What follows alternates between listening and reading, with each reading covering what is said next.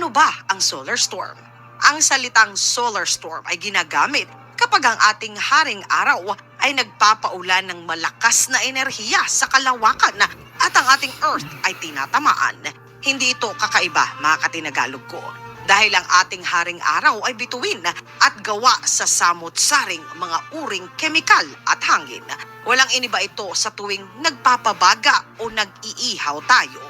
Paminsan ay nagniningas ang ating pinababaga ay may bahagyang pagputok saka medyo kumakalat ang mga maliliit na mga baga kung saan-saan.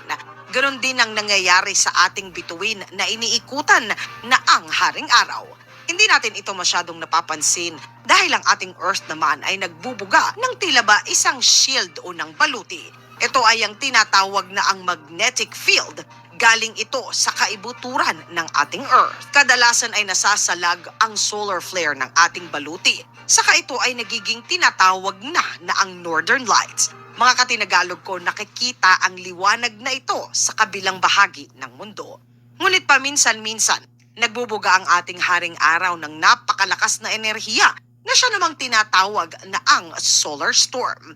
Hindi na nakakaya ng lahat na ito ay salagin ng ating baluti.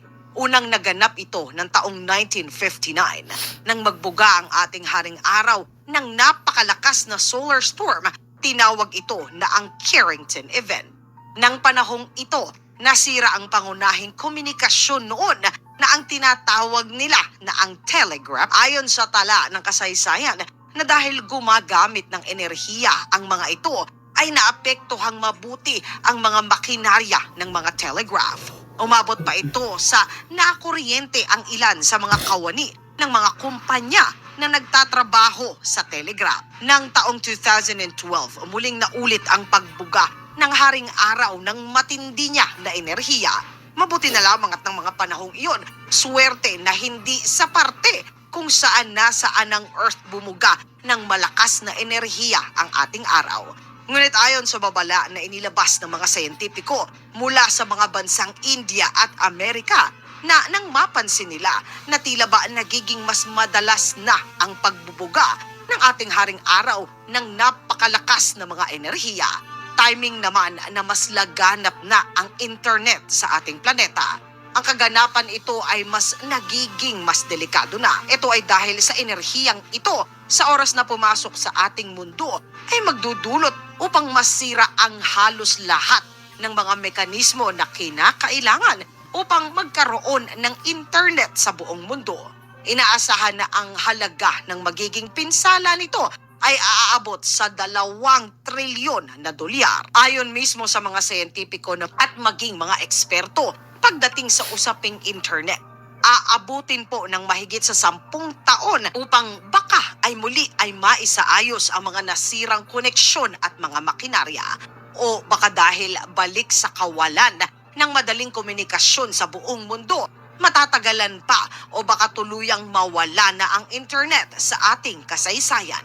Malaking problema ito, mga katinagalog ko, para sa buong mundo ayon sa mga siyentipiko. Lalo na at halos lahat ng teknolohiya sa ating panahon ngayon ay nakabase na sa internet. Mula sa bangko hanggang sa telepono at maging mga maliliit na tindahan ay umaasa sa impormasyong hatid sa atin ng internet.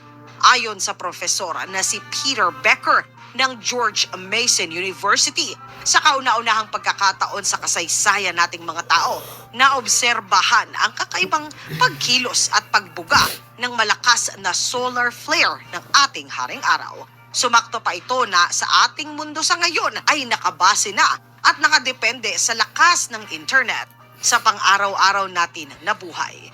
3 ng Marso, ngayon lamang taon, nakuna ng isang malakas na solar flare sa isang bahagi ng araw. Swerte na hindi ito banda sa kung saan noon ay umiikot ang ating Earth. Sa ngayon, puspusa na bumubuo ang mga siyentipiko sa buong mundo ng isang mekanismo na maaaring magbigay ng babala o warning sa paparating na solar flare 24 na oras bago marating nito ang ating Earth. Inaasahan na mula sa taong 2024 hanggang sa 2028, malamang natatama ang isang napakalakas na solar flare dito sa atin sa Earth na may kakayahan naman na sirain ang internet sa buong mundo. Nang taong 2007 mga katinagalog, inilabas ng Simpson ang tila ba babala kung anong magaganap sa oras na mawala ng kuryente at internet sa isang syudad na magbabalik sa tao sa dati nitong gawa at dati natin na estado. Isa po si tinagalag sa mga batang 80s na hindi pa nakaranas masyado ng internet.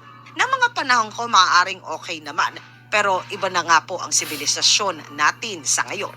Mga katinagalog ko, kung sakali ba na maganap nga ito, sa tingin ninyo ay makakasama pa po ba ito o mas makakabuti dahil tila ba babalik ang Earth ng panahon nang wala pang mga gadget at wala pang internet? Isulat po ang inyong saloobin sa comment section sa ilalim upang sama-sama naman po na ito ay ating basahin.